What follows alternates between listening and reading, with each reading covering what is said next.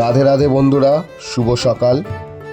ঠাকুরের কাছে আমি প্রার্থনা করি ঠাকুর যেন সবাইকে ভালো রাখে, সবাইকে সুস্থ রাখে।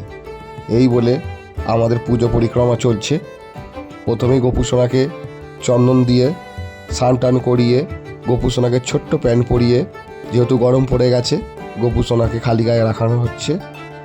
বন্ধুরা, প্রেমানন্দ মহারাজ বলেছে দিনে অন্তত 108 বার রাধে রাধে করবেন।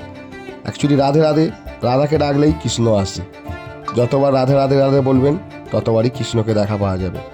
আমরা বাঙালি, আমরা গর্বিত যে আমরা সবাই সকল মিলে বলি রাধে রাধে রাধে।